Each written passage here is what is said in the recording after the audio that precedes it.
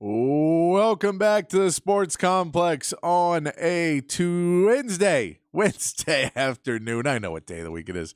Wednesday afternoon here on the show. We'll get into some NCAA Big 12 action that happened last night, playing some basketball, some NBA as we are nearing the All-Star break. Tonight's last big night of action, then one more Thursday night. There'll be a few more games and off for about a week, except for the All-Star Weekend festivities. We can get more into that as we get along with it. We can get into some NFL talk as well. Another defensive coordinator fired today or relieved of their duties, and some mock drafts have Texas in the first round. We'll get to all of that, including your text messages, some Valentine's Day talk too, I'm sure. All coming up, but text messages 512-447-3776 is the text line number, how you can join the show, and you can be part of it by talking about what you want to talk about, sending in the topics you want to talk about, sending in your takes, your theories, what your opinions are, and we'll have conversations about all those because you guys drive the show. I just try to keep it on the rails.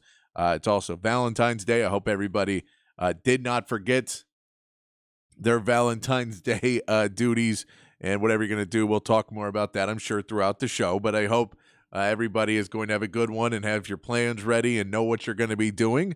And then also, if you've not heard the news, the sad news that at the Chiefs parade and celebration for the Super Bowl today, that there was some gunfire and at least one reported dead and several others injured. So our thoughts are with those people in Kansas City right now who are trying to celebrate something good, and of course, terrible things happen. So thoughts with those people as well, but we'll try and be positive and aim forward on the show today, talking about the NFL and talking about some basketball, whatever you guys want to talk about in the text line. And of course, if you you've got your Valentine's ready, I'd love to hear what your Valentine's Day plans are. If you've got anything big planned, or if you're just, you've got your anti-Valentine's Day plan too. I'm a single guy, so I don't have any big plans for Valentine's Day. I keep it pretty simple. I used to go out on Valentine's Day a lot more. That was a good day to, you go out and then you find all the other single, unhappy people and you'd all meet up and you all get drunk and then whatever happens. That was a lot more fun when I was younger. Now, a little bit older, so I don't necessarily even do that as much anymore. You just kind of look past it, make a few jokes, and you're on your way. But that is, I hope everyone's having a good one on a Wednesday. It's a Wednesday, too. It's like on a Saturday, it always feels worse. Because on a Saturday, then you're supposed to be doing things, and then you're like, well, I'm going to go hang out with my friends, but you can't because all your friends are in relationships. And so it makes it harder, and then there's just people around all the time. But on a Wednesday, it's just Wednesday for the rest of us. It's nothing big. Not like we're missing anything big on a Wednesday, so not a terrible day. I prefer Valentine's on like a Tuesday, Wednesday. It seems to hit better than the weekend ones where then no one's available to do anything, and then every club is doing a Valentine's special and everything.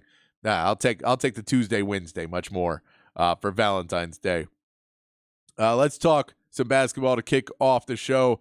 Looking over at some Big 12 action last night. Of course, the Longhorns are off this week. They played on Saturday, get the big win over West Virginia in a dominating performance. They have a huge game coming up on Saturday at Houston after they lost the game to Houston here in Austin. Just a close game that they really were in, could have fought more for, but in that game there was some issues getting the ball going early and the effort early.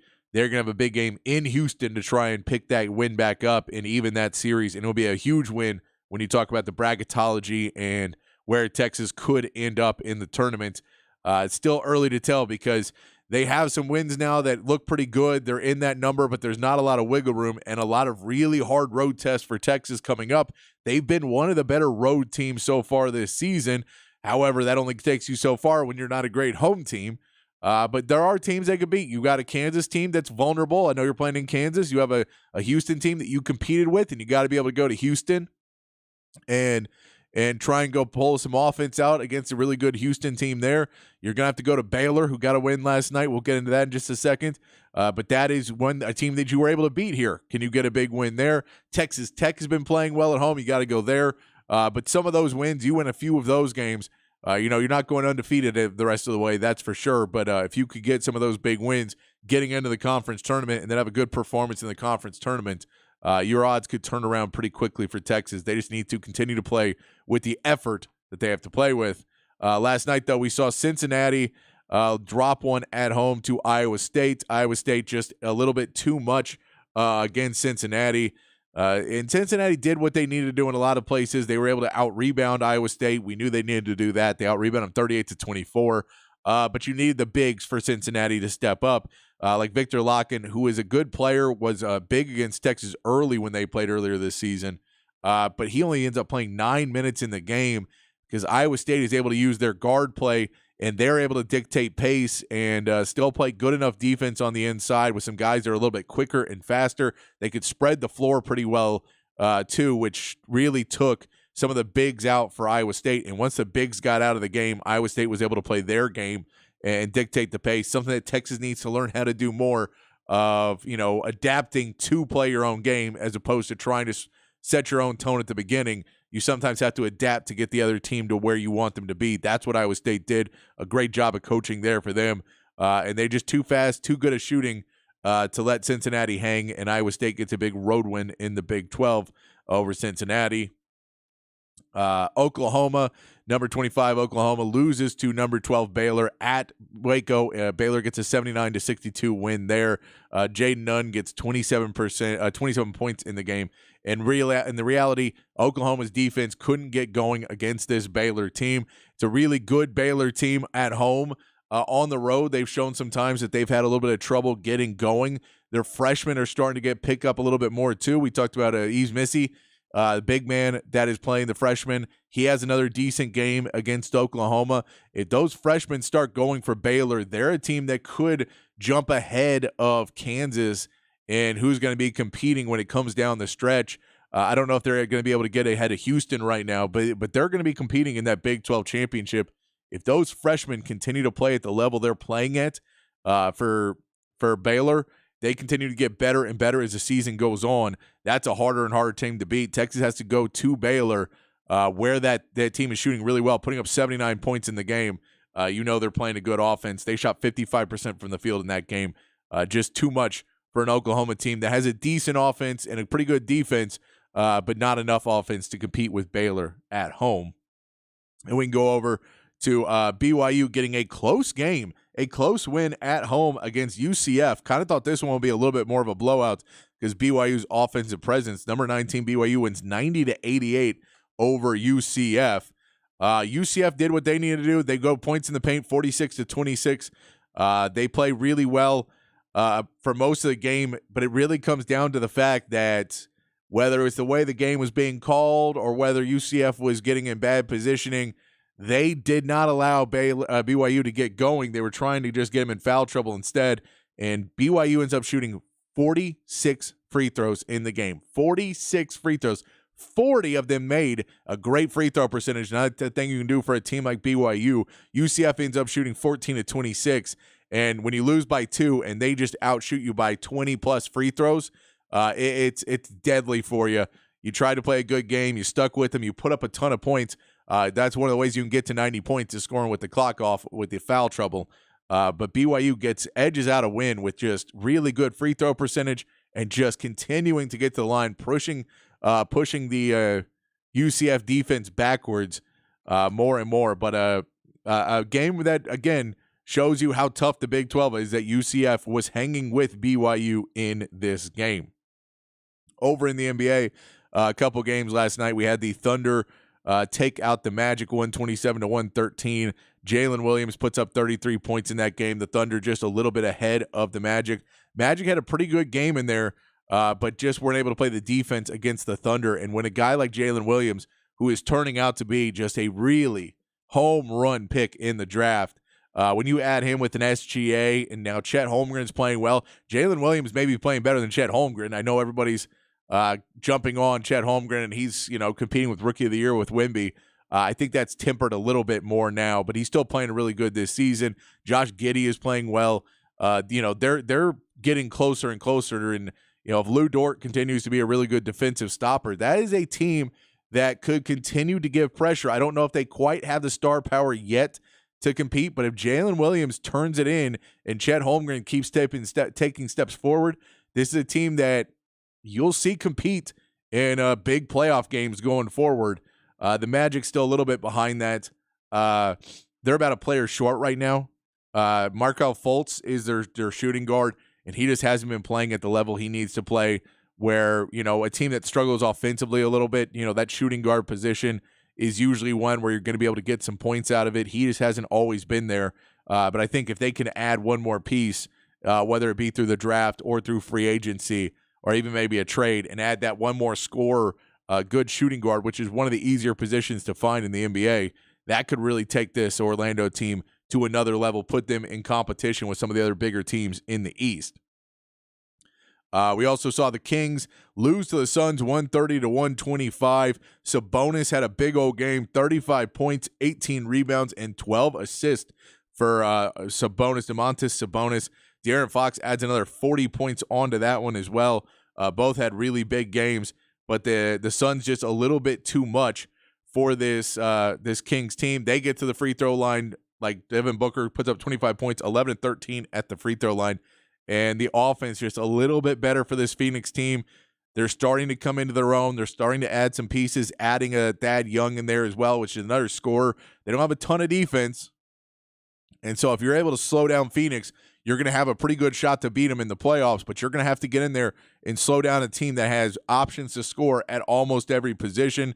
They look like they're getting more and more ready to make a run for it in the NBA playoffs. A couple big games tonight for Texas fans. One will be Houston versus the Memphis Grizzlies. The Houston right now is 3 games back in that play-in role. They're 3 games behind the Warriors. The Warriors and the Lakers have been playing a little bit better as of recently, trying to pull away from Houston, but they're not out at all from getting in that play-in, which is what Ime Udoka really wants to do. I don't know if they're going to have too much of a chance to compete highly. However, they do have a chance to get some much-needed experience for a young team with Jalen Green and with Jabari Smith Jr. and Amin Thompson and Alperen Sengun. That those are getting Cam Thomas and Cam Whitmore, and Tari Eason. Those are some really good young players that if you can get them, especially if you can win a play-in and get them into a real playoff series, just to show them what it could be. It's a big game. So you have a game tonight against the Memphis Grizzlies team that just doesn't have a lot of power left after all the injuries that they've had and the John Morant coming back and then getting injured again. This is a big chance for them to come back and get another win. We know that the New York Knicks win that they got the other night is going to be they're putting up they're disputing the win. The Knicks are, and trying to go to the league sources that they would then have to play them again later and just play the overtime period that would have been there if they would have missed that shot and not gotten the foul call.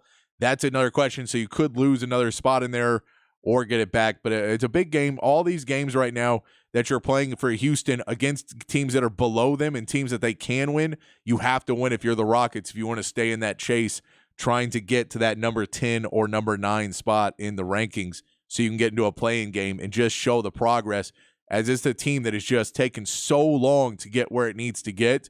And, whether it be, wrong coaching hires or just, trying to figure out who you're going to find in the draft and the mismanagement of player development, all of those things, they really need to take a big step forward this year. Ime Udoka's got them in the right track, but it would be a big marker for them to make the play-in. And I know you lose a lottery pick, but at the same point, the difference between picking 15th and 12th isn't that big. And so once you're already in that range, it's better to go ahead and make the play-in than have a very little chance to move up in the lottery. It's not that big of a deal, and can be a lot for your organization. For those young players, could be a big piece for them. And then also the Spurs are taking on the Mavericks tonight in Dallas. It's a fun game to kind of go into the All-Star break with. The Mavs are very beat up. We know that Maxi Kleber and Luka Doncic and Derek Lively and Dante Exum, like a lot of players for the Mavs right now are beat up, and game time decisions. We'll see who ends up suiting up and who doesn't. I'll let you know if it comes out a little bit closer to the show who's actually going to be there, but they have a lot of guys listed as game time decisions, so we don't know for sure who will be in the matchup. It should be fun to see the new guys, PJ Washington and Gafford. If some of those more players are out, they get a little bit more playing time. We'll see how they match up. Gafford versus Wemby will be another matchup. He's not been a defensive powerhouse, especially against a guy like Wemby who can spread the court a little bit more and hit some threes. So we'll see if he gets out him. PJ Washington may get out and have to guard him a little bit as well. But fun to see when you get to see, especially if Doncic plays. I believe he has a broken nose now. But if he can get in there and play, then Wemby versus Doncic is a must-watch matchup for Texas fans, for both teams. It'll be a ton of fun to watch tonight. Spurs versus Mavs. The Mavs are heavy favorites in this game at home, but I believe that's also thinking that a lot of their guys are going to play. So if they don't play, the number's going to change quite a bit. But the Spurs get a big win over Toronto a couple days ago. That's a good sign for them going forward. They've been playing a lot closer in these matchups. They're going to have a really hard time controlling Luka Doncic. Their perimeter defense has not really been good. Their three-point defense has not been good this season. So this is a game that if Luka Doncic does play, he could easily get into the 40s. We know Pop has joked about that kind of stuff before. But fun to watch because Wemby could have a good game against a Mavs team that has a little bit of trouble defending bigs, especially versatile bigs. And the Spurs have trouble defending guards like Luka Doncic. So you could see a lot of points. And we know if Kyrie Irving is playing, Kyrie Irving is a Spurs killer, always has been. So he will be able to make a big difference as well in that game tonight. But that'll be fun at 7:30, Spurs versus Mavs. And one other note I want to bring in the NBA, because the report was out today, and it's just a fun thing to think about in the world of what-ifs in the NBA, that at the trade deadline, the Golden State Warriors, when they were trying to figure out what to do, they didn't end up making a big move. But apparently a move they were trying to make and were looking into was going after LeBron James and offering the Lakers a package where they felt you have to assume that Wiggins would have been in there to make salaries work. You don't figure they would have traded Green or Klay Thompson in that deal, because if you get LeBron, you kind of want to put those pieces together, you would figure. So Wiggins, because he makes the most salary of all those guys, they could put in there. Maybe Chris Paul would have to get thrown in just to make the salaries work out. But you figure a Kuminga and a Moody is in there, and maybe a DiVincenzo or somebody like that, and you just throw in a lot of the young guys for the Warriors to try and even this trade out and throw your picks in, whatever else, and basically say, we get that we are at the end of the road with the Klay Thompson and Draymond Green and Steph Curry experiment, and we've had so much run, but if we get LeBron, we may be able to pull one or two more out. Because, we look at how good we were with Kevin Durant. LeBron could come in even at an advanced age, and what he's doing carrying the Lakers for a lot of it. If you put him in there, it would have been a lot of fun to see that, of just the old heads team versus all these young stars in the NBA now. I would have loved to have seen it at least be discussed, at least see a little bit more of who could have been involved in that trade. But I would have loved to see that just a little bit more of what could have been. But apparently LeBron and the Lakers basically shot that down immediately, that not only was LeBron not interested in going over, and I'm sure he's, heard all this stuff about how he's already a front runner and all the people that hate him, and then you throw in the fact of what Kevin Durant was called after he went there, which I don't have the same point. I know people get mad at all the time, and then you look at I've never understood why some guys it's not thought of as bad that they all get together, like the Warriors or the Clippers right now. No one's saying it, even though it is a matchup of, Westbrook and Harden and Paul George and Kawhi Leonard is a pretty big power lineup, and they're doing really well. One of the better teams, not getting as much grief as some of the other places. And I get it was Kevin Durant. That's the team you lost to. But again, I think at the end of the day, it was the Thunder kind of screwed up when they didn't keep Harden. And I think the Thunder just didn't necessarily have the right group around to keep Kevin Durant happy when they had a very boisterous Russell Westbrook trying to be the leader of the team. I don't know if he was going to be as happy as he could have been there. So I think there's other scenarios personally, but it could have been fun to see LeBron as a Warrior, but it did not happen. And we will have to wait to see what will happen in the offseason.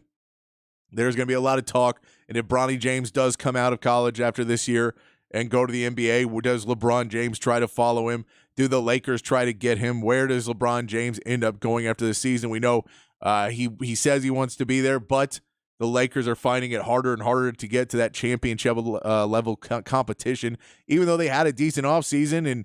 And then we know that they were going to, the whole point was you basically re-sign D'Angelo Russell so you can trade him. and then he ends up playing well enough that you don't really want to trade him because you don't think you're going to get anything back that's going to help you that much more because everybody knows what D'Angelo Russell is. And so even when he's playing his best, no one's going to fall for that trick anymore. No one's falling for the old banana in the tailpipe anymore. They're kind of in that rock and hard place. They're sitting there. The Warriors, the Lakers are only 4 games ahead of the Rockets right now. As a young team, should tell you why those teams are more interested in making a big splash because they're just not in the same hunt with a lot of these teams that maybe don't get as much coverage, like a Thunder or a Timberwolves, or the Nuggets are still the defending champs. All those teams may not get the same coverage, but they're going to be all part of a big discussion and a big part of it when it comes down to the NBA Finals and it comes down to the NBA playoffs. All right, there's some NBA talk for you. If you want to talk more about that, hit us up on the text line, 512-447-3776. For college basketball, you can hit us up there as well. Let's get to the Big Fat Poll and give you some other things to talk about.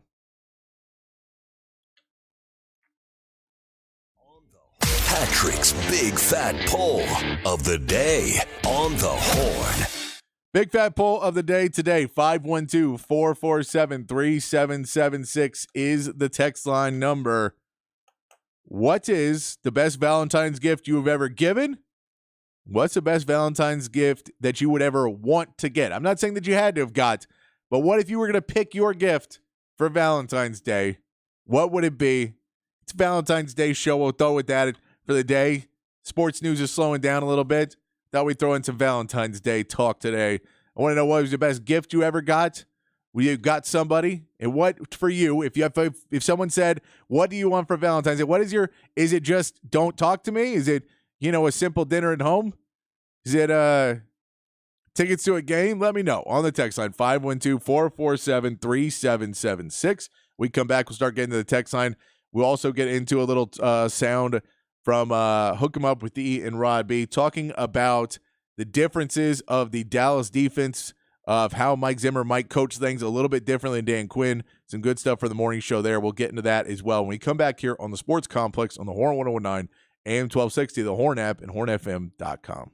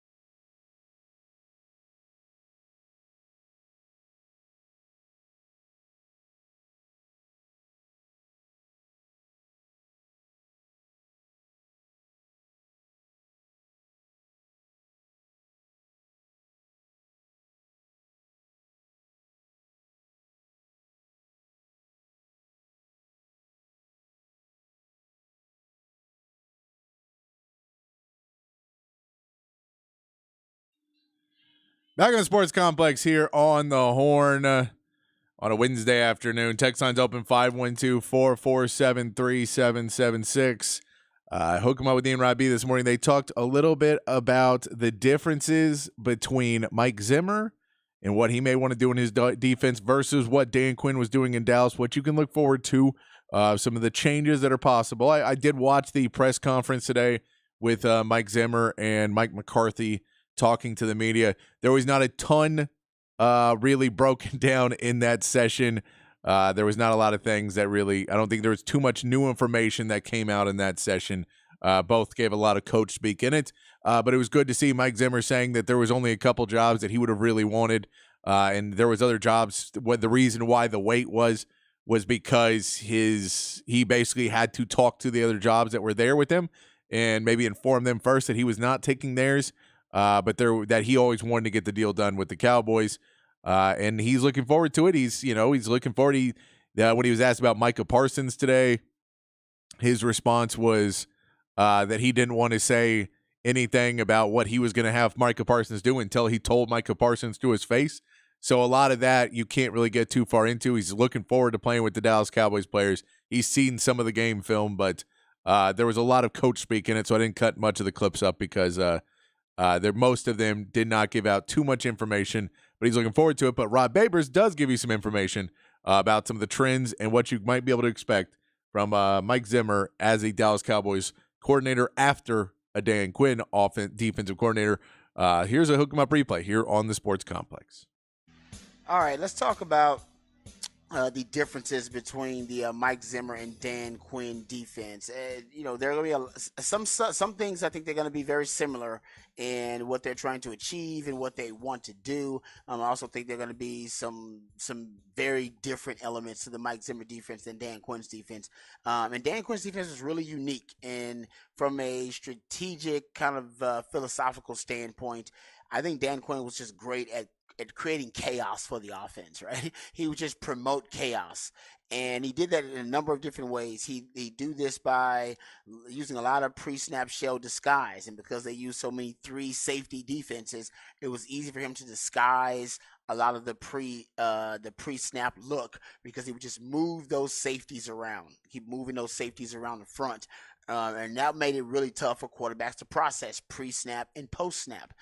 He also ran twists and stunts at a top 5 rate in the NFL, probably as much as any team in the league. They ran a lot of twists and stunts up front, a lot of loops up front on the defensive line. This helps confuse blocking schemes. So confusion and chaos, once again, is what he's promoting. Confusing blocking schemes up front. Played a lot of man coverage, which allowed them to get exotic with their pressure packages, and that created a lot of pressure when they were a top 5 pressure unit in the NFL, and then it created turnovers because quarterbacks trying to decipher, trying to process post-snap what they had already analyzed pre-snap, it didn't always match up. And if it didn't match up, quarterbacks would make mistakes, and that's why he had a defense that promoted a lot of turnovers. So you're not going to get, I don't think, the turnover rates as high or the pressure rates as high from a Mike Zimmer defense. Doesn't mean the defense won't be effective at getting turnovers and at creating pressure. I just don't think you'll get them at the rates that you got them with a Dan Quinn defense because he would roll the dice. He took a lot of chances with that defense, and that's why at times that defense was vulnerable to just a straight up power run game because there were some vulnerabilities with the defense just because it was built on hybrid principles, hybrid players he'd bring in, and that was by design. He liked hybrid players that also would lead to confusion. He's trying to promote confusion and chaos, as I said, that will lead to more confusion, trying to identify what players were in what roles also is more to process for a quarterback. And all that was done and I think intentionally built. And it was, as the architect of that defense, that was something that Dan Quinn took a lot of pride in. And I watched him try to build the same thing at Atlanta. This is kind of a new evolution for Dan Quinn. Now, for Mike Zimmer, he is going to use some of the same principles. He likes playing man coverage. He famously once said, you can go find a cover 2 corner anywhere. I can go to 7-Eleven and go find a cover 2 corner here. It means he values guys that can just play straight up man-to-man defense. Now, he won't play as much man-to-man as Dan Quinn. Dan Quinn, between cover 0 and between just straight up cover 1, I mean, he was probably at 34%, just straight up man principles. With Zimmer, it'll probably be close to 20%, maybe a little bit lower than that. But a third of your coverage was man coverage with Dan Quinn. Loved to play a lot of single high safeties, probably about 60% or more of the time he was playing with one single safety in the middle of the field to reflect cover 1, which is man-to-man, or to reflect cover 3. Because remember, back in his time with the Seattle Seahawks, then when he's the architect of the Legion of Boom, he played a lot of pattern match cover 3. Pattern match. Remember that term. We'll come back to it. They played a lot of pattern match cover 3, and so he would kind of morph his defenses between playing man-to-man and playing kind of a zone matchup out of cover 3. And you would get between those two principles, you're talking about 60 to 65% of your coverage looks of your presentation, single high man-to-man principles. That's a lot. Those are really high numbers. For Dan Quinn, 30% cover 1, about 10% cover 2, about 33% cover 3, about 11% cover 4. That's pretty much how it breaks down. For Zimmer, you have much more balance and variety with your coverages. Your cover 1, you're about 17%, cover 2, 18, cover 3, 21. This is all from 2021, Zimmer's last season. And cover 4, you're about 13%. So he has a lot more balance to his coverages. There's a lot more stability in a Mike Zimmer defense, so it'll be better against the run. Because he doesn't value hybrid athletes as much. The defense will be more stout against the run. He likes to play 2 deep safeties when he can. In terms of the presentation, you go look at it, cover 2, and between cover 2, cover 4, and cover 6. And in cover 6 is quarters, half. That's what cover 6 is. Because the cover 6 for Dan Quinn, he was at 0%. He was last in the NFL at a cover 6 rate. Zimmer will play more. He'll play at least 10 to 12% of his coverage will be cover 6, which is quarters, half. So that's a 2 deep coverage. 2-man is a 2 deep coverage. Cover 4 is a 2 deep coverage. Cover 2 is a 2 deep coverage. When I say 2 deep, I mean 2 safeties deep. So just between those coverages and you go look at just the way that Mike Zimmer likes to keep 2 deep safeties, you're talking about 50%. Or closer to 50% of your defense is going to be 2 deep safeties. And when Dan Quinn, he was playing 2 deep safeties probably closer to 30% of the time, 30 to 40% of the time. So there's more balance in that regard, right? So what they call middle of the field close is when you have 1 safety in the middle of the field. Middle of the field open is when you have 2 deep safeties and they are split. So the middle of the field is open, all right? So that's middle of the field open. With Zimmer, you're going to get balance. You're going to get 50-50 basically, middle of the field close and middle of the field open. That was not the case with Dan Quinn. He's much more, he seems to be much more favorable to the single high safeties where he can play his man and play his cover 3. Also, you're not going to get as many twists and stunts up front on the D-line. He's going to play a lot of under technique, and it's going to bring back basically a 4-3. Dan Quinn was more multiple, so you get a lot of different looks on the D-line. With Zimmer, you're not going to get as many looks. You're going to get Mike Zimmer with a 4-3 base. What that means for a guy like DeMario and Overshown, that remains to be seen. But over his last 2 seasons in Minnesota, he finished 4th in base defense. And base defense, base basically means you only have 4 defensive backs. You don't have your sub packages of nickel, which is 5 DBs, or dime, which is 6 DBs. They had a 34% base defensive rate. Most of that being 4-3. They only use dime. And remember, a lot of people complained about Dan Quinn's use of sub packages, but he loves sub packages. He loves to blitz the field with speed. Spagnuolo. We just talked about Spag. Steve Spagnuolo, Kansas City Chiefs defensive coordinator. He loves sub packages. He loves using dime and nickel sub packages. So does Dan Quinn. He wants to have as much speed on the field as possible, and he likes hybrid athletes. With Zimmer, you're not going to have that as much. You get a lot more base. His dime usage was at 2%. So he had the 5th lowest usage of dime personnel sub package in all the NFL the last time that he was coaching. That's just not the way Zimmer operates. So Those will be some of the subtle differences. You'll get more two deep safeties. You'll also get, I think, fewer twists and stunts. You'll still get a lot of pre-snap shell disguise because Zimmer likes that, but he does it with just his 2 high safeties, not the 3 safety look that Dan Quinn like to throw out there a ton, more than any team in the league. So there are certain elements that made Dan Quinn's defense so unique. More 3 safeties than everybody else in the league. Top 5 rate of twists and stunts on the defensive line. Lots of sub packages. Top 5 rate of dime packages and sub packages. Those are things I think they're gonna change. But I still think you're gonna get some similarities. There's a lot put on the safeties. Safety is deep right now for the Cowboys. I think Jerron Kearse may be the only one of those 3 safeties you got to worry about leaving. And that will be that in the corners. Since you do have those 2 corners, that'll end up being the strength of the team. The back 7 will probably be the strength of the Cowboys, the way Zimmer's going to set it up early on. Because he's going to play a lot of man coverage, and that man coverage will dictate the pressure rather than with Dan Quinn. I think a lot of times the pressure would be able to dictate coverage. He's going to be a coverage dictates pressure guy because he's a secondary guy. Mike Zimmer's a secondary coach by nature. Yep. Dan Quinn was not that. Good stuff. I mean, that's what we'll follow. And obviously got to build the staff, and he's going to bring, I think, a different type of attitude to the Cowboys. Yes. Just a more, as I say, boot in the ass kind of mindset.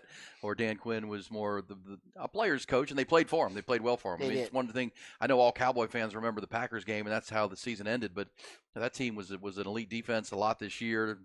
Pro Bowlers, all pros all over the field.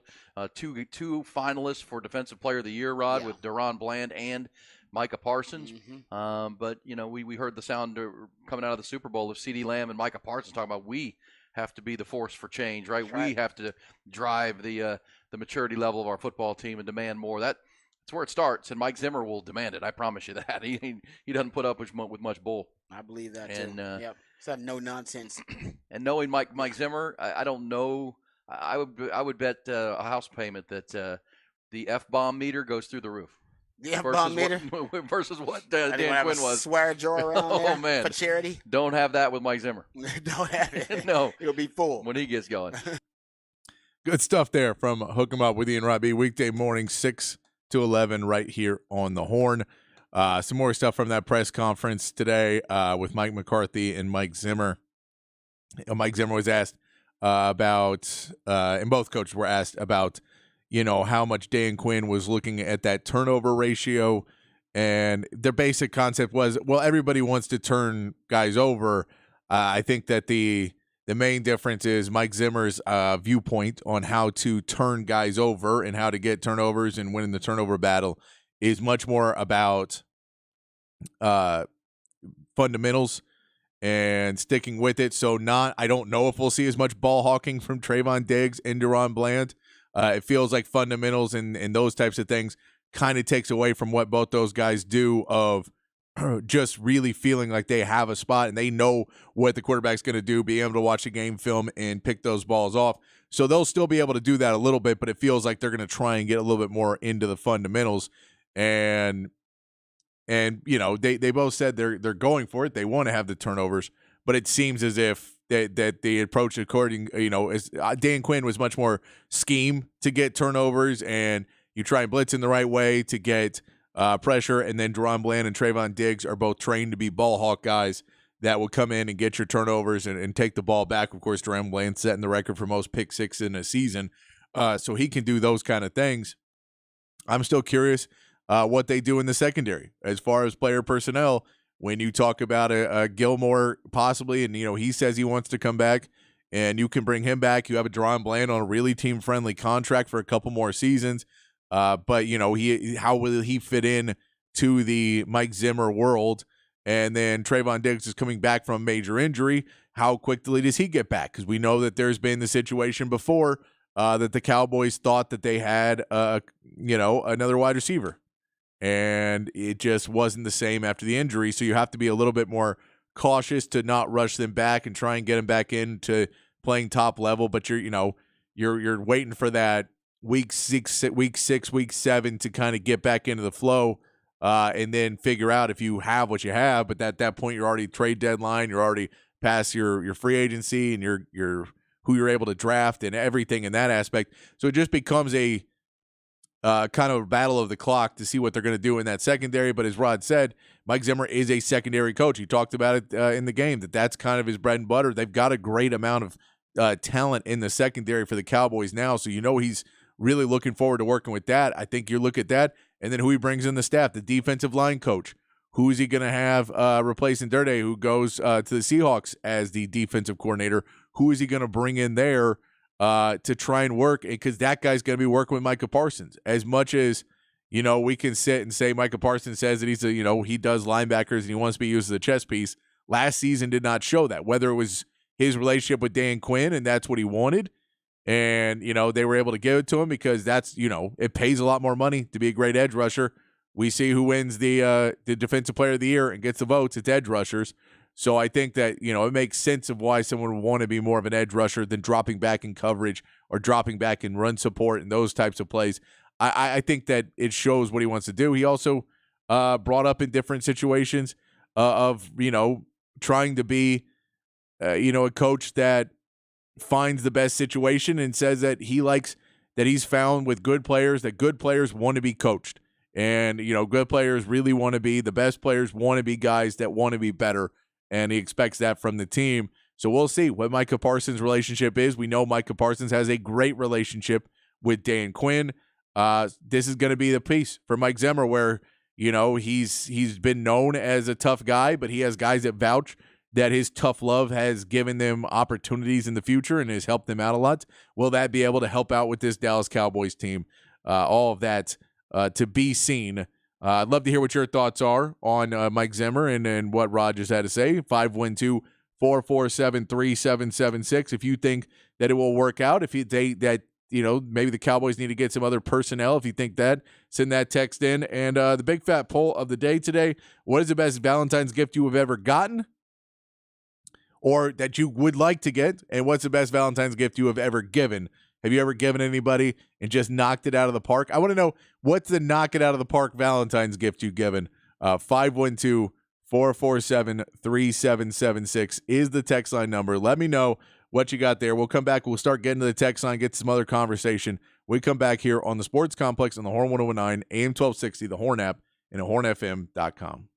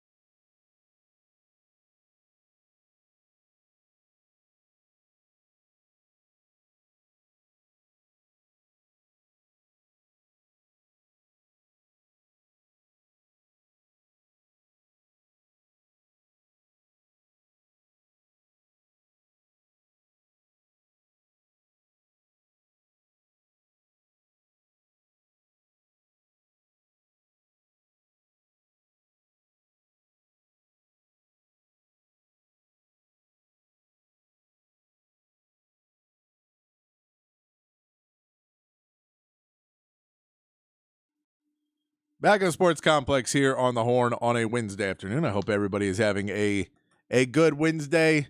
Weather is nice outside. You know, it's not too bright and sunny, but the weather is not bad. I'll take it. I'll take it after some colder weather earlier this week. It's a good time to get outside and enjoy a Wednesday afternoon. Hope you're having a good time. I'm still looking forward to that Mavs-Spurs game tonight. I think I'm looking forward to it a little bit more, too, just because this is a matchup that, depending on who is out for the Mavs tonight, the Spurs have a shot in at any time. The Spurs have a shot against the in-state rivals nowadays. I know in the past that was not necessarily the case, that Texas was, or sorry, that the Spurs were heavily favored a lot of the times, but now it feels good to be in that conversation. I was also reading today about how the ACC has passed the rule to they're paving the way for the helmet communication and the tablets on the sidelines, getting us closer and closer. We talked a little bit about it yesterday, but the good news that these teams and these conferences are finally figuring out that they have to stop trying to wait for the NCAA to do anything, because we know the NCAA just doesn't care about the progress of the sport. The NCAA would like things to stay the way they were forever and ever, except the money to go up. But they don't want any change because they're making their money. It was doing very little, and they'd like to keep it that way. But everyone else realized the landscape is changing in college football especially. And if you're waiting for the NCAA to do the fair and right thing, that they'll probably just try and do the thing that's fair and right for them and not for the players and you know, the best the best future for the game, which is for the best teams in college football. And I know you want to have everyone have a shot and the smaller schools be able to compete on the same level with the bigger schools. But in today's society, it's just not as much of a reality. And to handicap the bigger teams and handicap the sport as a whole, because some of the smaller programs won't be able to afford it, just never seemed like the best way to go about it. And now we have the path that Texas is going to be able to, Texas will be able to, and other football programs getting on the sideline. And when you have great coaching staffs like Texas does, to have those tablets on the sideline and be able to show players more and more. We talk, this is something that I think it was last year when Rodney Terry took over. He talked about being able in the locker room at halftime, being able to go in and actually have some footage cut up of the first half where they were having issues and not being able to see the blocks or not being able to make a turn off of screens and things like that, and just making wrong decisions. And they were able to go in a half and say, this is what you're doing. When we say that you're doing this, here is the actual video footage of you doing it, to give you a better idea of how to correct it. And it made a huge difference in the second halves, and it made a difference as you were going along. And when you can do those types of things in game, and you have the great coaching staffs that a school like Texas does, that a Tashard Choice can now on the sideline talking to his players, go to the running back and go to a CJ Baxter and go, hey, when you saw that, what did you see on the field? And here's what we saw. And be able to help walk them through, and to have your quarterbacks be able to walk through, and the learning curve for a guy like Arch Manning to be able to in the game start picking this stuff up, as opposed to being on the sideline and maybe not fully immersed in the game. Those tablets give you another opportunity to be more fully immersed in every play that's going on, where instead of having a conversation with somebody else and you're not necessarily picking up on every single defense and the tendencies of what they're rushing, and then all of a sudden Quinn Ewers goes down and doesn't slide, and you're in the game for a few plays and you're not sure what they've been seeing. With those tablets, you're now able to, as a backup, be able to get a little bit better clue of what is happening in game, keep you mentally in the know for the games. I think it's a huge advantage. And then you throw in the in-helmet communications. It will be a great way to help continue the path for what Texas is of growing. Because with Sark, I think that in-helmet communication will be a huge, huge benefit for Texas. The text in that says, with the new SEC schedule, do we get to schedule a cream puff in November? How exciting. Sarcasm. Well, look, we've always scheduled at least one cream puff in November. Like we always, are you saying in November? Sorry, I'm not in the beginning. Yeah, because we always schedule a cream puff early on. If we put one later in the schedule, I don't know if they'll be doing that. We still don't know if the SEC has agreed upon what they're going to do post year one of breaking up the conference. I think they're kind of also in this advisory group with the Big Ten, trying to figure out what the future of college football is before they, demand to have, 9 conference games, and all of a sudden they're playing 9 and the Big Ten decides to go down to 7, and everyone's records on the SEC is just not as good as what you want it to be. I believe that it is, it's going to be a better and better system. You still want to play those games, like a Michigan game versus Texas. Always you want those games in early in the season. But once you get to November, if you want to stick one in there, like imagine if, when Quinn Ewers went down, one of those games when Quinn Ewers was down, they get to play, an easier schedule. You get to get some of your young guys in, get them ready. You also throw in the fact of scheduling that game now. When we look at what the college football playoff is going to be going forward, what Sark talked about, the recruiting, that you could be playing 16, 17 games in a season, that if you say, yeah, I don't mind necessarily throwing in one later in the season if you're trying to make it in the college football playoff. Now, if you're not, in the college football playoff, it doesn't have the same appeal to it. But with 12 teams getting in, getting a little bye week action where it's not necessarily a bye, but, you can get some of your younger players in, get them some playing time so they're more ready. So if an injury does happen, you're ready to go. Those types of things I think are positive. I think those could be positive, especially for a Texas team. Now, this is all discussion of Texas now versus we had this discussion 4 years ago. I probably wouldn't feel the same way. I'd be a little bit more upset about, other people trying to get an advantage. But now that we're on top, let's do the things where we're on top. I also texted in, why don't we just put controllers in the players' uniforms and the coaches can actually manipulate the players' movement, like the one old tabletop hockey games where you move the players up and down, ice and bump by flipping the puck. How much fun would that be? I don't know if they're quite that much for being able to tell you what to do, because the tablets on the sideline don't control anything. They just allow you to see the game better.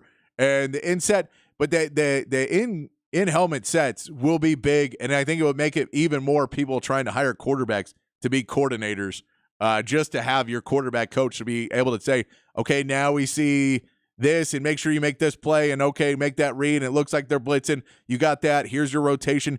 Give you a new progression even. Really just try and step the game up. I think it could be really interesting, especially for a guy like Quinn Ewers coming back and his relationship with Sark. I'm hoping that it gets done before this season, because I think it would be a really good thing for Sark and Quinn. But if it happens next season, it'll be good as well. All right. Text line still open, 512-447-3776. We'll take a quick break. When we come back, we will get into some football talk, a little NFL. There's a mock draft by Field Yates that just came out with 2 Longhorns in the first round. We'll get into that. Another defensive coordinator was fired today. And we'll also talk a little draft of where the odds are for Justin Fields right now. And another possible rumor about the draft. We'll get into all of that when we come back here on the Sports Complex in the Horn 1019, AM 1260, the Horn app, and hornfm.com.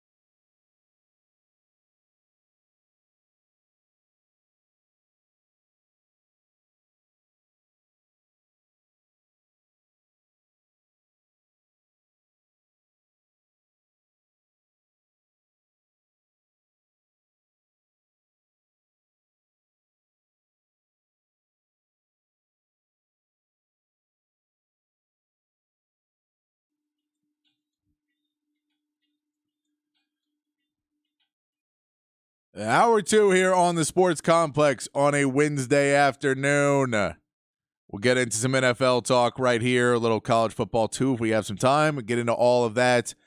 More of your text messages, 512-447-3776 is the text line number. We've already talked some basketball. If you want to keep talking about it, send in some text. We can go back and talk some more basketball. I always love talking some basketball. It's up to you guys. You guys drive the show. I just try to keep it on the rails. And the big fat poll of the day today, if you want to join in on the conversation, what is the best Valentine's gift you've ever gotten? And what's the best Valentine's gift you've ever given? And what would you want as a Valentine's gift? If you could pick, if it was up to you, what would you do on Valentine's Day? Do you have something that you think, oh, no, this is what's really good? I want to know the Valentine's Day, your thoughts on the Valentine's Day. And I know a lot of people, probably especially on listen to the Horn, listen to the Sports Complex, probably not their favorite holiday. For me, it's not a big deal. It's especially on a Wednesday. I don't mind it. You know, the Saturday one I said is a little bit more annoying because everything's kind of all for it. But on a Wednesday, and just get stay home and watch basketball, and then I'll be a happy man. I'll be able to watch the games, and I'm not normally going out on a Wednesday every Wednesday night, so it's not so big of a deal for me tonight. But you know, depending on what you guys are into, I just want to know what your Valentine's Day conversations are, because you know I'm a perpetually single guy, so I love to hear what you guys are doing and what your favorite Valentine's Day memories and gifts and all of that stuff are. Love to hear that, or if it's just all a myth and there are no big Valentine's Day and that's just a big myth that we're all hearing. I don't know. Text line's open, 512-447-3776. Send in those texts there. We'll get back to those in a little bit. We can start off by the news that Steve Wilks, also, I will say before we start into that, for everyone, for the people in Kansas City, our thoughts are with the people in Kansas City who were injured today or lost their lives today in the Kansas City after the celebration and the parade, that there was a shooting, and I believe everybody is in custody now, and they seem like it's been cleared up there. But our thoughts are with the people in Kansas City who were trying to have a really fun day, and it all kind of went downhill pretty quickly. So thoughts are with those people today. All right. Let's talk Steve Wilks in San Francisco. We know that the 49ers have their defense, after DeMeco Ryans, after some players left, after everything that went down, it was not quite the same defense that San Francisco had been known for in years past. He was relieved of his duties today by Kyle Shanahan, and a decision that is being somewhat controversial. I think if you just looked at the season and not the Super Bowl as a whole, if you looked at, in the playoffs, if you looked at the Detroit Lions game in those places, then you say, yeah, I think that the Steve Wilks really didn't live up to what Kyle Shanahan wanted, whether it was just a difference in opinion and a difference in game planning and how they see the 49ers defense happening. It didn't seem like they were really on the same page for a lot of the season. So it makes sense to me that he has been let go and that they're moving on from him. However, I do see the other side, that in the Super Bowl, the defense actually did decently against Patrick Mahomes and this Chiefs defense. Now, at the end of the game, yes, Patrick Mahomes did come back down the field and do whatever he wanted, and that's kind of, we know what Patrick Mahomes does. So you can't expect, no one has really stopped Patrick Mahomes in the fourth quarter, and no one has stopped Patrick Mahomes in overtime. So that can't be completely on him. I don't necessarily see him as a scapegoat in this. I know he's being listed as a scapegoat, but from what he did the entire season, for where the 49ers want to be, I'm assuming that there was a little bit more of a rift in between Kyle Shanahan and Steve Wilks. I think he should have gotten the job in Carolina last season. I think he did well enough there, and that was a weird thing for him to be ousted there. I think he's still a good coach. It may just not be the right fit for him there in San Francisco, and unfortunately for him, he now comes out at the very end of the cycle when there's no positions available for him to go to. Hopefully he will find a home and somewhere he can be, because he is a really good coach, but just did not seem to be the right fit for him in San Francisco this year for whatever reason. I don't know if his pass rushing was really where it needed to be, and that may be position coaches too. They just lose so many people on that staff. But San Francisco now has to find yet another coach. Kyle Shanahan's been really good at hiring coaches in John Lynch. Those guys have been really good at hiring coaches. Can they find the next diamond in the rough that they can shore up and then of course, they'll get hired off somewhere else, and they'll get one of those Rooney Rule picks that the 49ers have gotten tons of over the years. We also say Field Yates put out his, believe it was his first mock draft, his mock draft 1.0, I believe it was. And he, on that mock draft, had a couple Longhorns in the first round. Of course, he still had Caleb Williams going number 1 overall, which we're still not sure if that's going to be the case or not. More and more people are going that way. I'll talk a little bit more about that in a second. But in that draft, he did have a couple Longhorns going. Of course, Byron Murphy has been pretty much the consensus, will be a first-round pick for the Longhorns. He has him actually going number 13 to the Raiders. I don't know about that fully. I know that is a position that the Raiders need, but that does seem, it feels like they're going to try and do whatever they can to turn that first-round pick into a quarterback, whatever it has to be. Whether that happens or not, we'll see. But he does have him going all the way up at number 13 as the number 1 defensive tackle taken off the board. He could be a game changer, so very cool to see that he's up that list. And the other name that is the curious one is Adonai Mitchell. A lot of people have him ranked really high of what he's been able to do, and he has him going number 32 to the Kansas City Chiefs, adding another piece of wide receiver, a wide receiver that knows how to play big in big moments.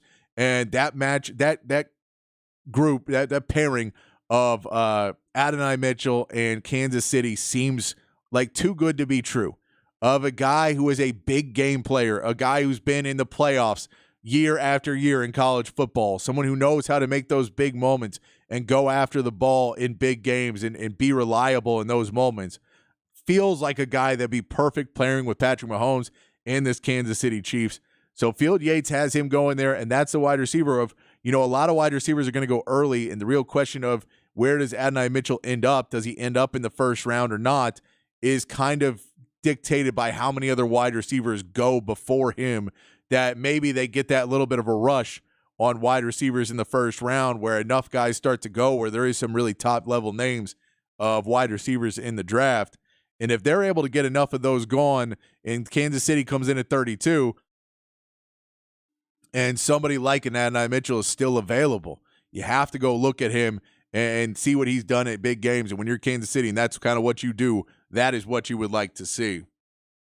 And then we've also got the news that today, or I read this morning, that the Steelers are now the favorite to land Justin Fields. That the Pittsburgh Steelers, that we know they have hired Arthur Smith as their offensive coordinator. Arthur Smith just lost his job because he couldn't find a quarterback. Yes, he also played other guys ahead of Bijan and ahead of Drake London and ahead of Kyle Pitts. But he also had Ritter at quarterback and went between that and Heineke and just never really had his quarterback. So he needs to find his guy in Pittsburgh. They also know that for Mike Tomlin, who's in the last year of a contract, and he says he'll get things worked out. But, you need to find your quarterback. They've stuck with Kenny Pickett for a couple of years. With the injuries, it didn't work out great at the end of the season. Mason Rudolph was getting starts at the end of the season. They've already moved on from Mitchell Trubisky, really opening up that roster spot to bring somebody in. They've now moved on the favorite up in betting wise from, I believe, DraftKings. They've moved on that sports book. They've moved on to be the number 1 odds destination for where Justin Fields ends up, which makes a little bit of sense when you look at a team like the Steelers, who probably don't want to give up the draft capital to move into those top 3 spots, to move all the way up to get one of their top 3 guys in the draft. And then, if you do that and you're able to trade, I believe there was some people are speculating it's a second and like a fourth or something like that, where you're not even giving up a first-round pick to pick up Justin Fields. You can give him a year or 2 in the system. And if that doesn't work out, you move on from him. You move on from basically all of your quarterbacks on the roster, and Mason Rudolph and Kenny Pickett and everybody. You move on from everybody, and you decide to start over, possibly with a new coach, and start over in Pittsburgh. But you give that one last hurrah with Justin Fields. I would be interested in what he could do with Arthur Smith could do with the Justin Fields. It doesn't feel like it's directly the right type of fit of a power run system and how he fits into a power run system. I don't know, but it feels like there could be. Arthur Smith is a pretty good offensive mind, even if he wants to put in players into different situations and not play the stars as much as everybody else believes he should. He does have a decent offensive mind, gets guys going, and gets guys that, he gets players behind Bijan Robinson yards. So he must be pretty good because he could have got it a lot easier with Bijan being in. But that then leaves, if he does that, then that means that the Bears will pick. They could still technically make a move where they trade away the number 1 pick and trade away Justin Fields if they trade with the Commanders, who could want to trade up and get Caleb Williams. They could really be going after Caleb Williams, so you could see all of that movement. That becomes a little bit harder. I think the Bears would have moved down again last year, but then eventually it just became too hard. I think there was a point where they were talking to the Texans and they wanted to get a haul from the Texans and then get a haul from somebody else, maybe Carolina, to move up into that number 2 spot, but that wasn't able to be done. But that is an interesting piece to see the Steelers, the favorites to land Justin Fields. But that also goes with a different report. We talk about how important the quarterback position is in football nowadays, that the Patriots are now rumored that they are being open to moving out of that 3rd pick overall as well, maybe moving out where everybody thought, well, the Patriots are sitting pretty. They have their pick. They don't get a pick, but they get one of the top 3 quarterbacks in the draft. They get one of their guys, Jaden Daniels, or they get Drake May, or they get Caleb Williams. Caleb Williams is not going to fall to 3, but Drake May or Jaden Daniels easily could. And you get your pick, you get your guy that falls down there at number 3. You get your quarterback. You get a new system and move forward. But there's rumors that they may be okay taking a quarterback later and not having a full commitment and moving backwards in the draft to try and get a quarterback maybe in the 2nd round where they feel the commitment is not so big, that if their draft reports are not as high on some of these guys, that they don't want to be so pot committed to a young quarterback that they don't necessarily feel is going to do things the new Patriot way, I guess we have to say. Because the Patriot way was the Bill Belichick way. I don't know. Tom Brady said it wasn't his way, so it had to be the Bill Belichick way was the Patriot way. So if we have that, it means that it opens doors for the Patriots, and that opens a door of who moves up to number 3. Is that a place where the Raiders could move up to? That the Raiders may try to make a move up to number 3 where they really want to go get their quarterback of the future. That feels like a place where maybe they could make a move. Atlanta, we know, is desperate to find something. As they brought in Raheem Morris now, they want to make a big move and get their quarterback. That's why they got rid of Arthur Smith. He couldn't find his quarterback. They want to move on to that. It begs the question, will the Patriots be able to find somebody who's so desperate to make a trade that if the Bears move off of Justin Fields and they say they're sticking at number 1 or number 2 with the Commanders, and maybe they give the Commanders their pick, but they're taking one of those quarterbacks and they're going in the future, and the Patriots don't feel like they're getting their guy at number 3, could they move back and get a big haul for somebody who needs a quarterback, whether it's the Steelers, whether it's the Falcons, whether it's the Raiders? Who is it that could come in and say, whether it's the Vikings who are another team who desperately wants a quarterback and is not sold on paying Kirk Cousins another big contract coming off an Achilles injury. They would rather move on and try and get to the future before they have to pay Justin Jefferson all this money. Well, if we're paying Justin Jefferson and we have a quarterback on a rookie contract, that makes it a lot more palatable to us to try and compete at a high level in Minnesota. I get that. So Minnesota would like to get into the rookie quarterback conversation as well. You throw Russell Wilson into the whole mix. And if anybody wants to kick the tires on Russell Wilson, it's going to be a lot of fun as we get closer to this draft to see where teams are starting to really get in to looking at their players and where these draft pick goes. The Bears are, of course, the guys in control yet again. They make the move last year, which ends up benefiting the Texans that they don't have the number 1 pick. Makes their decision easier. They get C.J. Stroud, and that worked out great for them. Now, maybe they were the ones who always wanted him. If you want to paint history by the winners, then the Texans will say, well, we won that draft because we put out bad information about C.J. Stroud because we wanted him to come here. That they can say that, but I don't know what happened. None of us do. So we'll just have to wait and see what happens with the Bears. It should be a fun offseason, though, looking at that, when you start to see the rumors already of the Patriots trying to do some crazy stuff, when you see the rumors that the Steelers are now the favorites for Justin Fields, when you see that Adonai Mitchell could be going to the Chiefs, it gets you excited for what's going to be happening in this offseason. All right. I need to take a drink of water, so we're going to take a quick break. When we come back, we'll get to the text line, 512-447-3776, whatever you guys want to talk about. If you got some Valentine's Day gifts and stories, send those in on the text line as well. And if you want to talk some basketball, some football, if you have thoughts about the draft and who you think's going where and what the Cowboys or the Texans need to do in the draft as well, send those picks in. If you think you know what the Cowboys should be doing on defense to get this defense set up and ready to go with Mike Zimmer in there to help fix some of the holes where it was a pretty good defense but had some holes there, let me know on the text line. 512-447-3776 is the text line number. We're going to take a quick break. We'll come back, get to that. A little more sound from Hook 'em Up with Ian Rob B. We'll go behind the BOC right here on the Sports Complex in the Horn 1019, AM 1260, the Horn app, and hornfm.com.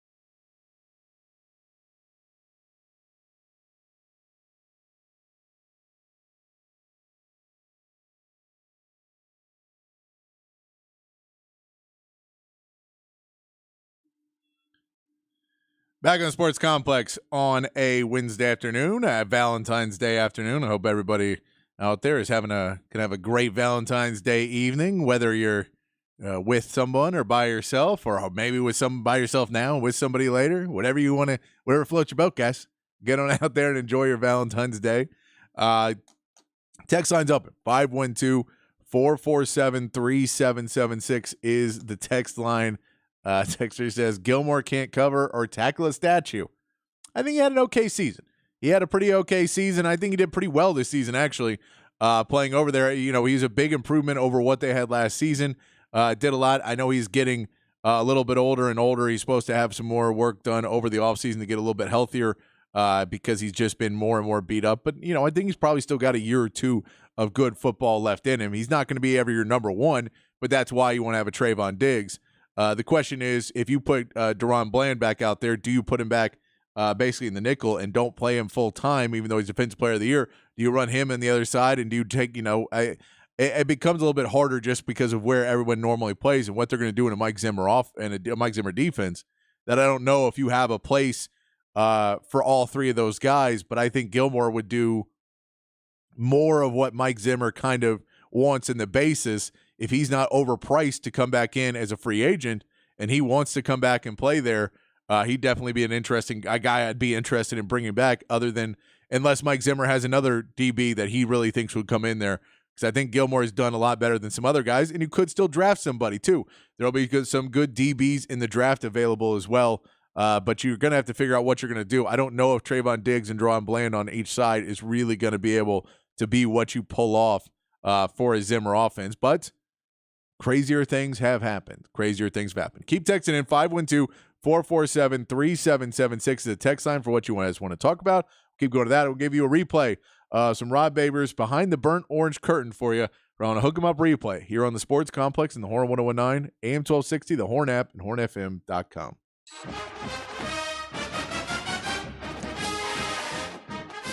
All right, so let's just continue our conversation we're having about the Combine. That's what it's about. Combine's about questions and answers. Every player's got a fair amount of questions on their scouting report. Hopefully, there are fewer questions, right, than answers. Hopefully, you can answer those. But that's what the Combine's about, whether it be medical for some of these players and for Texas. If guys have dealt with injury before, then the medical evaluations are going to be huge. Jonathan Brooks, right? Jay Brooks at the Combine, his medical evaluation is going to be big. And the Combine they have, it's one of the most bizarre setups out there, but they basically have teams in groups to do the medical evaluations. So you'll have to get examined by multiple groups because every team wants to do their own. If they consider you to be a high prospect on their board, they want to have their own doctors check you out, especially a guy like Jay Brooks. So Jay Brooks' medical evaluations are going to be long and thorough. Every team will probably want to poke and prod and pull at his injury to make sure that they got their own diagnosis of the injuries for Jay Brooks. So that's the questions he's got to answer. For a guy like T'Vondre Sweat, we talked about this. It'll be his weigh-in, right? There'll be a lot of questions about his weight overall. He's got that plays at 360, 365. They'll probably want to see him perform at the Combine at around 350 or lower than 350. Just to see if weight is an issue. And he still might end up playing at 360. NFL scouts might want him playing where he's comfortable if he carries it well. But the silly season and the Combine are all about forcing players to be uncomfortable. And one of the ways they force you into being uncomfortable is your data points on your evaluation will say, hey, they want to see him come in lighter. So they want to see him lose 10 to 12 pounds potentially and still maintain the strength in the bench press and still look really good in the agility. And he may want to lose weight just so he looks good in the agility drills as a big man. He doesn't have to go against players in paddeds like he did at the Senior Bowl. So I think that's why he kept the weight on in the Senior Bowl. He can lose it for the Combine, come in lighter, look faster, look sleeker, and then also answer questions about whether what is the guy's going to be a problem when it comes to weight, or is that going to be an issue for him? He can answer all those questions at the Combine. The only, I think, counter to that will be, does he keep his strength? All right, he's still a guy that can really show out on the bench press if he comes in a little bit lighter. Some big men, they lose weight, they lose girth, they lose size, they lose strength. The NFL doesn't want to see you do that. It wants you to maintain and keep strength and then lose some of the girth and size. So basically lose whatever you think is body fat. And they want to see him come in a little bit leaner. That's the question for him. For A.D. Mitchell, I do think he's got a lot of upside and a lot to gain from the combine. You could argue nobody's got more to gain from the combine experience than A.D. Mitchell, because if A.D. Mitchell runs fast, it's a straightaway speed. He could go from being 7th, 8th receiver right now on everybody's big board to being the 5th or 6th best receiver overall. And the difference in that is second round to first round.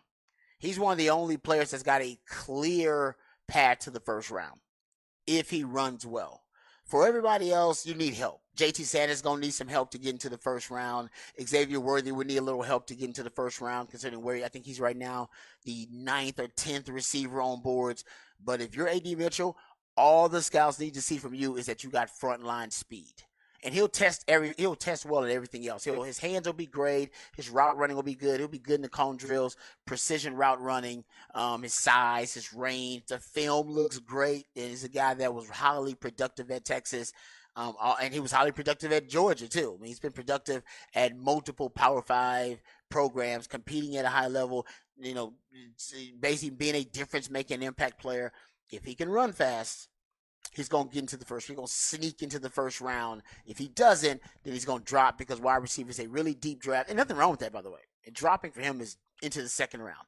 So I say drop. It's not like he's going to drop into the middle rounds. So there's no shame in that. But for him, that's a big difference in guaranteed money. Your guaranteed money is cut in half when you get to the second round, as opposed to him being a first round guy. And all he's got to do is shave a couple of milliseconds off his 40. I don't know exactly what he has run. They track the guys, so they know how fast they are. I don't know exactly what he's run and what's considered his fast time, but low 4.5, high 4.4. I think that's the range he's going to be in. If he is, I think he'll put him in potentially back of the first round, if it all works out well for him. Yeah, that's awesome. And then you add to the fact, what you deserve Bijan say, catching 50 balls after practice, every practice, and those kind of things. Those are just the intangibles, right? To be a good player in that league, Rod, you know it. I mean, to be a great player, you got to embrace the grind. You do. You got to, because everybody, once they get there, is good. I mean, they don't let you in the league if you're not good. Your career was derailed by injuries mostly, but you love the grind. You love the studying. You love the, learning from the veteran players. I mean, those are the ones that make it, right? I mean, those are the ones that, because again, especially you're being talked about as a first-round pick, you're talented. No one's debating your talent, but how much do you work at it? How much do you continue to improve your game, improve your craft? And it does sound like, and Sark has said similar things about Xavier Worthy. Yeah. That he's one of the hardest workers on the team, and he likes to grind it. And I'm assuming a lot of those drills that they're doing together at times. So I think both those receivers, and that was an interesting question from the lady from USA Today. Yeah, I was thinking about it. She said it. The Longhorns haven't had a first-round receiver drafted since Roy Williams. Yeah. Roy Williams was the last one. Yeah. And that used that for a lot of positions, by the way, for the Longhorns. Once we got through the great decade at the start the 2000s, but we'll see. Yeah, the combine end of the month, but by the way, I just saw, because we were talking about Keelan Robinson's going to the combine, and he's going to run do his drills. Could that be for maybe if they change the kickoff rule, he could have a specialty role. But I just saw Mike Florio, Pro Football Talk, reported that according to their sources, they don't have the 24 votes. They don't have the votes for it. It would take to overrule it. Yeah, at least they're discussing it. At least they're discussing it. I don't think they were even discussing it before. At least they're discussing it. But I think there's still teams that do prioritize the kicking game and the return game. Sure. It's just, if you change the rules, you'd get almost every team kind of restructuring their special teams to try and restructuring their roster construction overall, just to try to make sure they got elite returners there. And Keelan Robinson can fall into that category. I still think, based on him being a gunner, covering kicks and returning kicks, in addition to being a boutique player, he still is a guy that could end up making a roster. But yeah, he's got to put on a show. in the 40-yard dash. That's going to be key for Keelan Robinson. I think Xavier Worthy will put on a show for the 40. He was clocked as the fastest ball carrier in college football in 2023. He is multiple times I've asked Xavier Worthy who's the fastest guy on the team, and he'll let you know it's him. He's the fastest guy on that team. That'd be me. Yeah, so I can't wait to see Worthy. I mean, I'm expecting that guy to run mid 4.3s, maybe even a low 4.3. When I looked at the top high school 100 meters 100-meter times for football players, because I'm just doing research compared to what they're going to run at the combine. Xavier Worthy was a 10.55, which is a really impressive. I think that was wind dated though, his junior year, if I'm not mistaken, in high school. So he's a little bit faster than that, but he was at 10.55. That would put him among the fastest players overall, just based on track time. All right, based on his track time at the combine. Remember that kid Tyler Owens, who was also a Texas safety at one point? Mm-hmm. He was clocked at 10.29. There's an Anthony Gould who was at 10.49. Remember Josh Newton, really good player. He's a 10.51 player. So your track times, because that's basically what this turns into. All right, this basically kind of turns into a track meet once again for the 40-yard dash, putting on the show. Really, guys who had track speed before they became college football players are usually ones who that translates the best to that 40-yard dash speed. And Xavier Worthy, he's got that. He ran a 21.4 wind-aided 200-meter time. And I believe that also was from his junior year. Romeo Odunze, 21.2, actually. Wow. That's what he ran in high school as his top 200-meter time. So he actually made – now 200 meters doesn't translate as well as 100 because it's a 40-yard dash. So it's really about your start, how quickly you start, and about how fast your that first 10 yards or 10 meters is of that. But, yeah, either way, it looks like Xavier Worthy is going to be one of the fastest players at the combine, and he should put on the show. He may decide not to run at the combine, but I think he's probably confident that it's a fast track, right? The NFL wants fast players at the combine because they know that's part of their show. And the biggest, you could argue, the main event of that combine show is the 40. So I've heard it's a fast track. That the combine track is probably as fast as your track's going to be at your pro day. So he might decide to run there just because that might be the chance for him to get the fastest time. Good stuff there from Hook 'em Up with Ian Rod B. And it is always true that the combine is based so much on that 40-yard dash. It is crazy how much the 40-yard dash has become like a basis for how good you can be at football. And I get there's athleticism in it, and the combine as a whole is kind of a silly thing. Like the combine is always one of those issues or one of those events that it's more about who are you not going to draft. You're not really finding guys and finding people that you're going to find in the combine and go, oh, that guy had a great combine, we're going to pick him. It's more about knocking guys down on your big board. But that 40-yard dash, it gets made out to be a big deal by the NFL because they know what they're doing. They know how to promote. And it is. If a guy you think is fast and he's on your board because he's fast and then he runs a slow time, then maybe he does get knocked down your board. I don't know how much it makes guys that you think are fast or think are not fast climb aboard if they are. But for A.D. Mitchell and for Xavier Worthy, they both need to have really good times on that 40-yard dash because that is what people are going to be expecting out of those two guys. So you'd like to be able to see them raise it up a little bit. Text line's open. 512-447-3776 is the text line. You guys drive the show. We just try to keep it on the rails. So text in what you're talking about. There's a little bit more negativity than normal on the text line today. I'll say that. I feel like some of you guys maybe a little not in the mood because of Valentine's Day. Maybe not having a big date tonight. Or maybe you do and you have to spend all the money. The money might be a problem too. I don't know. Maybe you're just upset because you're like, I got to go get dressed up on a Wednesday and spend, $500 on a dinner. I don't like doing those kind of things. But looks a little bit more negative today on the text line. Some stuff I can't read on here. It's a little bit more negative. I'm trying to get to the ones I can. We get Happy Gilmore could have played better and stuff like that. But I don't know. I don't know if you guys are not Cowboys fans or you're looking at one game or two games and going with it. His overall season was not as bad as basically everyone who was trying to fill that position last season or the season before. And that's kind of the bar I was setting at. You have to be better than, what you did the season before. But that's just me. It's my opinion. I don't know if you're going to be able to go out and we know Jerry Jones is all in. Jerry Jones is all in. So they did ask Mike McCarthy what all in meant to him, and he was like getting good players and coaching hard, and it was very much the answer of I don't know what that means either. That was kind of what he said in his press conference. I'm hoping that Jerry Jones makes the offseason interesting and really goes for it and goes and tries to give some of those crazy contracts that's basically going to put Buffalo in a bind and put the Rams where they're kind of behind the eight ball now trying to pay out some of these contracts. I'd love if Jerry Jones really went for it. That would make it my job a lot more fun talking about the Cowboys. I would enjoy that quite a bit.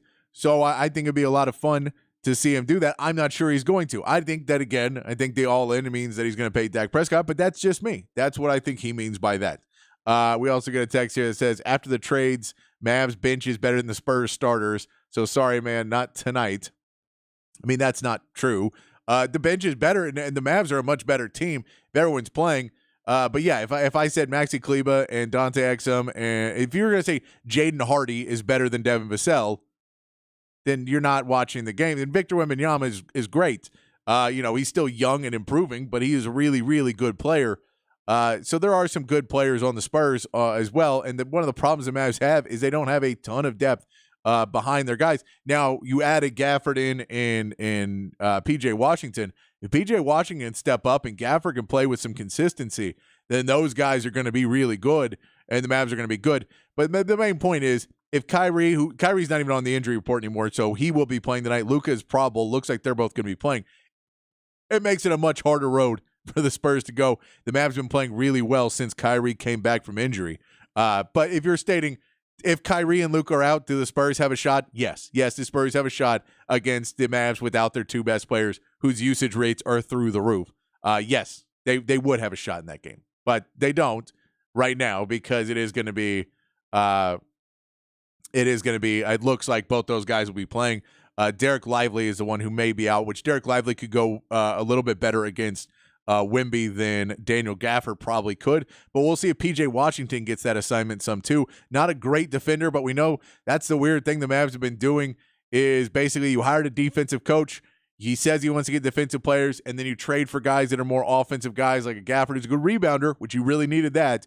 So I think it was a good pickup there. But P.J. Washington has some ability and size and athleticism, but he just hasn't shown it as a player yet. However, he's been playing with the Hornets, so maybe you put him on a better winning team and you can get some more out of him that has happened plenty of times in the past. I'm excited to see what he does for the Mavs there.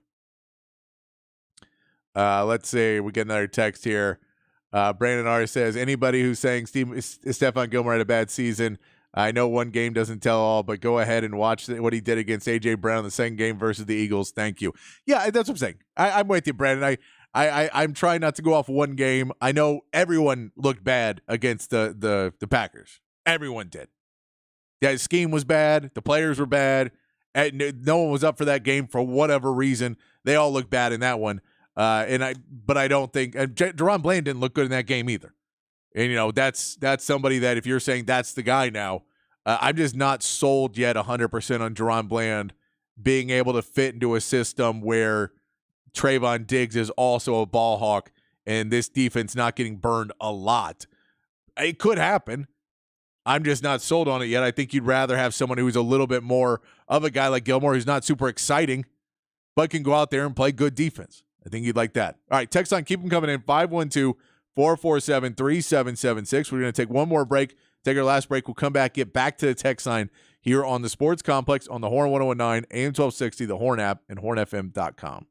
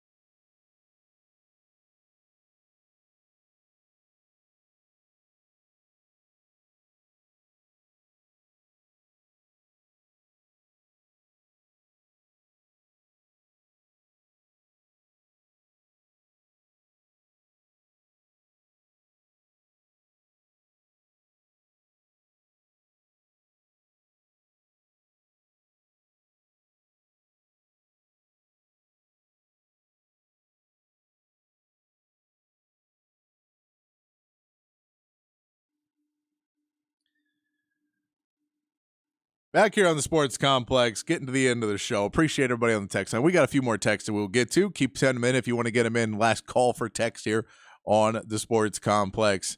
We'll get to those in just a second. Hope everybody is planning a good evening, whether it's at home, enjoying that you're not spending a bunch of money on Valentine's Day, or if you're going out and spending a bunch of money, that you're going to have a great time and wake up with a big smile on your face tomorrow. Hopefully, everyone will have that going for them tonight. All right, back on the text line, 512-447-3776.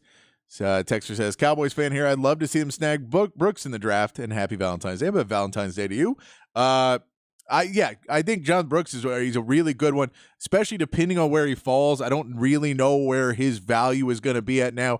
If he falls down in that third or maybe in the fourth round because of the injury, it's going to be kind of a question, I think, of when he gets to the combine and they do the health checks. He's going to be poked and prodded every which way in that combine and how he comes out of that. But if you're the Cowboys, especially because we're considering, I think most people figure they're not going to bring back Tony Pollard because the salary ask is going to be a little bit too much for what they want, unless he wants to take a lower amount.